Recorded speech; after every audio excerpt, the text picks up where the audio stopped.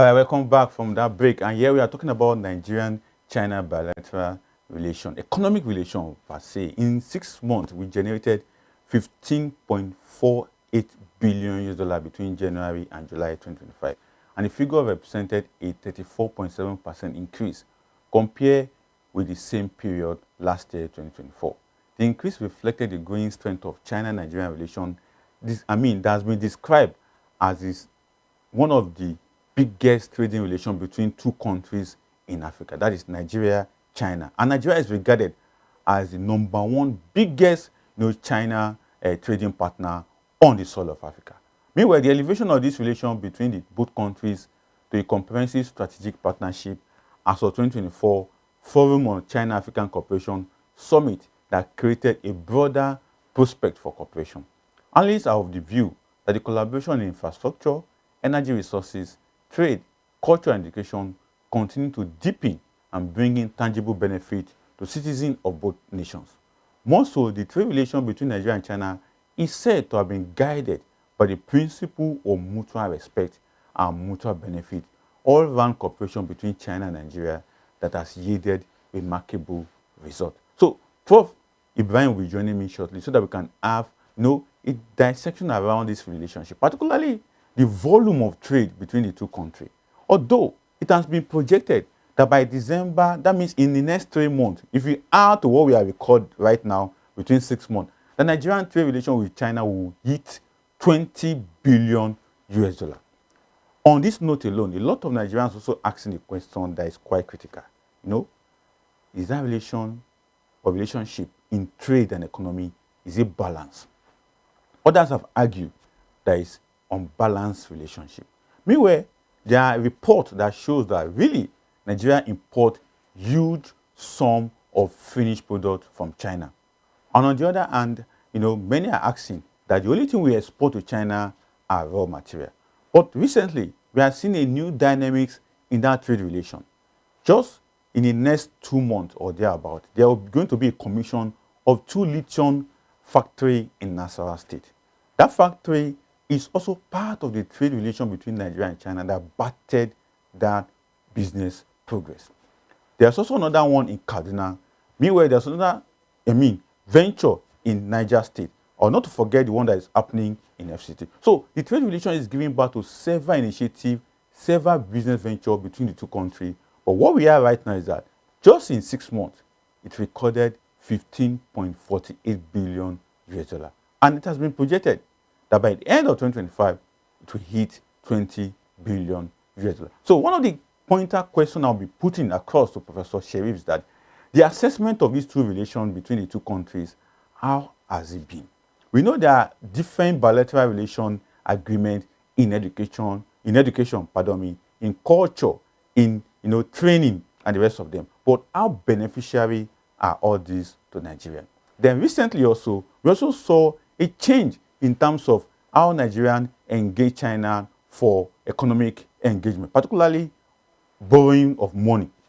We have seen that China has been able to demonstrate that in the way they give us money for our road infrastructure. And not to forget, infrastructure in power and the rest of them is also part of what China is engaging Nigeria on in terms of this bilateral relationship. And we cannot forget but to acknowledge that this elevation in relationship on both countries has significant impact on the economic benefit. So how much of this relation is Nigerians benefiting in this regard? And how much of this is Chinese citizens also benefit? These are questions we need to put out and ask. And let's quickly join Prof. Prof, if you are hearing me, please unmute your audio. Yes, I can hear you. All right, so welcome to the show, sir. Thank you for having me. Thank you. All right, Prof, first and foremost, your assessment of this Nigerian-China bilateral relation. Let's have you on that, sir. Nigeria-China bilateral relation is one of the most reliable, is one of the most advanced and developed, especially if you look at China-Africa cooperation. We are aware that China does not really antagonize nations and states.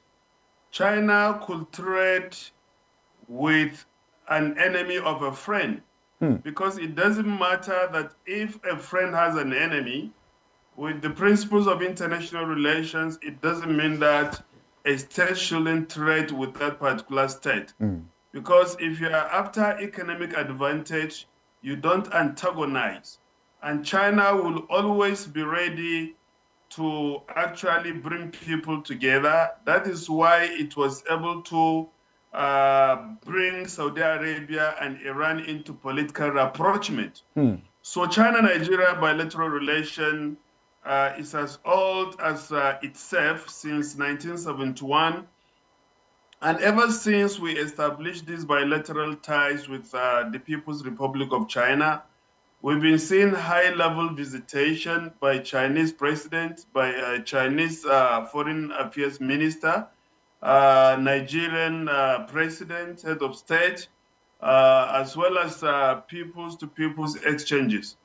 Looking at the bilateral ties, apart from the strategic partnership which Nigeria and China established between 2004 and 2006, we have also established embassies, in Abuja for China, in Beijing for Nigeria, as well as other consulates in Lagos, which belongs to China, and aid in the economic bilateral ties between Nigeria and China. We also have our consulate in Guangzhou, where predominantly African and Nigerian citizens actually go for, the import of goods and services. We also have another one in Shanghai. Then apart from this, there is strong cultural ties between China and Nigeria due to the similarities we share in our culture. That is why we celebrate so many festivals together with China. Even our national days, we co-celebrate with the People's Republic of China. That is 1st October. The same day Nigeria got independence, and the same day, China celebrates its national day. So this apart, in Africa, Nigeria is one of the greatest entity which shares so many with, China. And in terms of population, you see, Nigeria is the largest population in Africa, so also the People's Republic of China, even though a slight difference with India because of the birth control and one-child policy, which has been suspended. Now you can actually have 2 children in China. So the bilateral ties include economic, trade, political, cultural, as well as educational, borders. That is why, in terms of culture and education, today we have more Nigerians studying in China than any other country in Africa, and this is due to our population advantage and due to the significance of Nigeria, in the face of China. That is why China is able to give us this particular privilege. In terms of government scholarship, no country in Africa earns Chinese scholarship like Nigeria. Then apart from this, even those who go on self-support, that is self-sponsorship, Nigeria has the largest number of students who study in China, from bachelor's degree, that is undergraduate, to master's as well as PhD. So also in considering training, Nigeria has a kind of an upper hand because we have more our security personnel, more civil servants, more people going to China than any other country in Africa. But one major thing we should actually look at, in terms of economic relationship, South Africa has been able to beat Nigeria because it's the largest trading partner with China in Africa. with more than with about 57 billion USD in kind of volume of trade between China and South Africa, while that of Nigeria and China remains 15 point, I think 48 billion USD. Exactly. So you can see that. I think, Prof, so sorry to cut you in. I think I'm coming to that right now. You know, you have highlighted areas and fields that we are having this bilateral relation with China. But let's start with this economic trade. The 15.48 billion was just recorded in 6 months, 2025. Now, it has been projected that it may hit 20 billion US. But let's take it line by line. This 15.48 billion, share your thoughts with us on it. How did we arrive at that? And is it enough if we have to be critical about it, or we just slow down one way or the other, you know, based on the recent reform of the government? But let's have your thought on it, sir.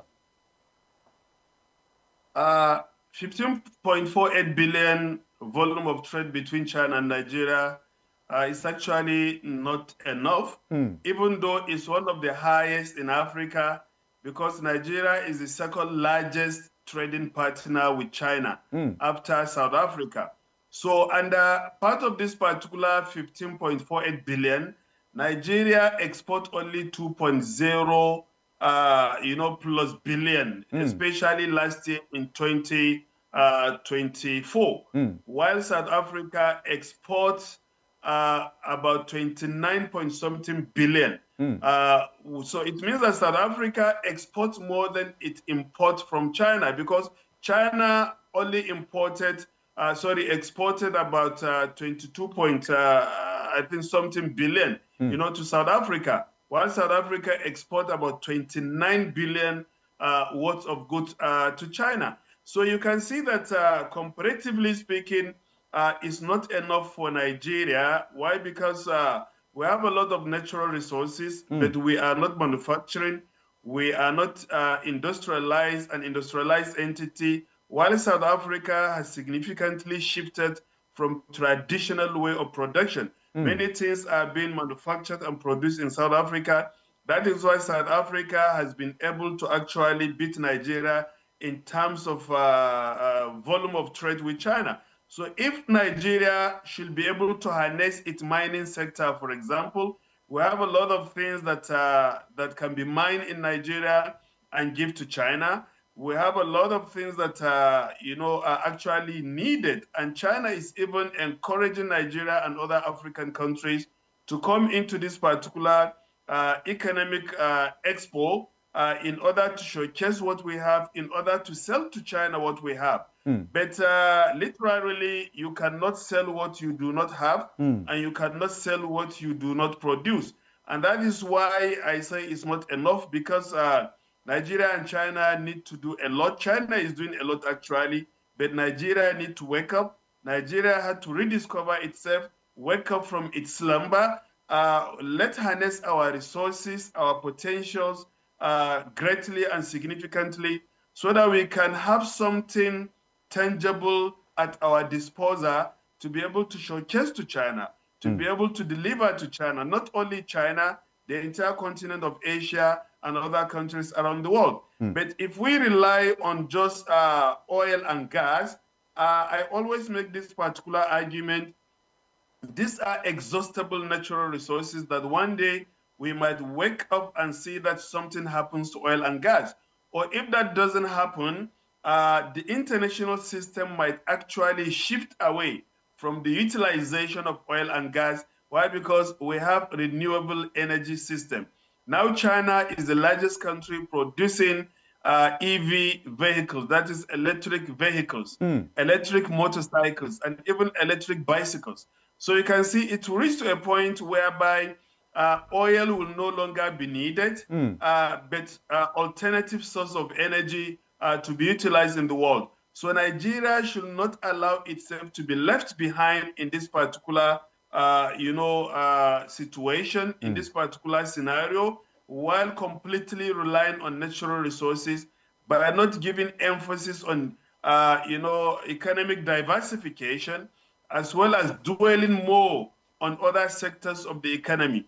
So I believe it's not enough, with this particular 15.48 billion, and especially with Nigeria's case, as what constitutes what Nigeria delivers to China and what it gives to China is not enough. Exactly. And we cannot also argue on trade imbalance. On the surface, there is trade imbalance, but that is not actually caused by China. It's caused by Nigeria. Nigeria itself caused that particular trade imbalance because we have not been able to meet up. It's just like the amount of barrels of oil, crude oil, to be sold, to international market under the ceiling of the Organization of Petroleum Exporting Countries. You discover that sometimes Nigeria is not able to meet up with its own quota. Why? Because sometimes with vandalization of oil pipelines or due to other internal contradictions. So that is why we argue that Nigeria need to actually wake up. Nigeria need to do more. We need to produce more in order to give to China. Interesting. But Prof, I quickly want you to react to this. One of the guiding principles that many analysts like you and economists have agreed that has really helped this relationship to come up is that there is a principle of mutual respect and mutual benefit. And help us to understand this mutual respect and mutual benefit principles that Nigeria and China have embraced to yield into this remarkable result we are seeing today. The mutual respect and mutual benefit policy is actually enshrined in the Chinese foreign policy. It is also enshrined in the principles of peace, which China has actually advanced long ago. That there is a principle of non-interference in the political affairs of independent state. There is also respect to sovereignty of state. There is also, mutual respect, which China gives to other states. And these are called 6 principles of peace, contained in the Chinese foreign policy in Asia. So also in Nigeria's foreign policy, we also have this in our constitution, not to actually interfere in the political affairs of independent states, mutual respect to the sovereignty of state. So if you critically look at these principles, they are actually enshrined in our foreign policies as well as in our constitution. And this apart, China will engage with you economically, but it will never interfere in your election. It will never aid in election rigging. It will not support candidates, presumably when the candidate wins, that candidate will actually favor economic ties with China. No, China is open, China is friendly, and in order to respect all the nations with whom China actually engage, China does not intervene, China does not interfere. And that is why recently President Xi Jinping of China issued the Global Governance Initiative when he met in Tianjin with the members of the Shanghai Cooperation Organization, which is the SCO, which China is a member, Russia is a member, Vladimir Putin was also in attendance. These other leaders such as Pakistan, even India, Kazakhstan, Tajikistan, Turkmenistan, those countries within Central Asia, all members, even Iran, member of the SCO, an economic and gradually probably security organization. And, one major thing which President Xi Jinping emphasized on is that the Shanghai Cooperation Organization should serve as a kind of a yardstick, as a bandwagon to advance the principles of the Global Governance Initiative. Global Governance Initiative, an initiative which deals with, equal sovereignty of states, recognition and promotion of international rule of law, multilateralism, as well as people-centered approach, as well as application of this particular initiative in the process of global governance. So you can see the first thing is mutual respect, which is recognition of the sovereignty of independent states, as well as inclusiveness. And President Xi Jinping was emphasizing on the inclusive global governance fairness, which deals with the principles of universal, universal human values, such as democracy, such as freedom, such as equality, such as fairness, and the rest of them. So you can discover that the issue of Right, we're having a network glitch there, but we just hope that Prof can conclude his thought so that we can let him go for other engagement. But from what he has been saying so far, the Nigerian trade with China is expected to grow bigger. What we have achieved in 6 months, is quite little, but we can improve on that. And that's why it's giving a comparative analysis between what China and South Africa is doing. For South Africa, it's a huge one for them. They are exporting over 29 billion in trade to China, and China is also bringing in about 22 billion US dollar in that regard. But for Nigeria, we need to scale up our own side, particularly from what Prof is saying is that we need to scale up. It's not because, okay, Prof, you are back. I think I'll just give you 1 minute so that I can round up your thoughts on what you are saying so far. 1 minute, sir. Yes, what we are saying here is that the issue of mutual respect and mutual benefit is part of the constitution of China, is part of the foreign policy of China as well as Nigeria. It's also part of the tradition of China because we win, you win, not we all win and you lose. Just like the colonial and imperial policies of the West, as we used to know. So China has learned from the past, from the historical past of colonialism and imperialism. There are nations who always try to win while others lose. The concept of globalization that has also produced winners and losers, where third world and developing nations have continued to lose, in this holistic approach of globalization.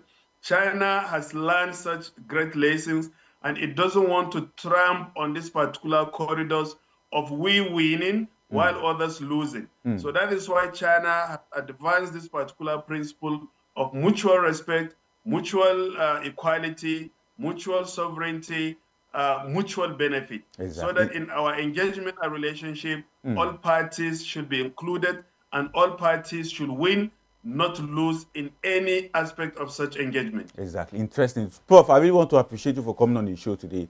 And these are a developing issue because I understand that a lot has gone down when it comes to Nigeria-China trade relation, particularly from the economic side. And for what you are pushing, we need to work on our side. That means Nigerian authorities need to work on us so that we can balance this trade. So I think future appointment and engagement with you, we need to take up on that. How Nigeria can really improve and balance its trade relation with China. But thank you so much for coming on the show today, sir. Thank you for having me. So enjoy the rest of your day, sir.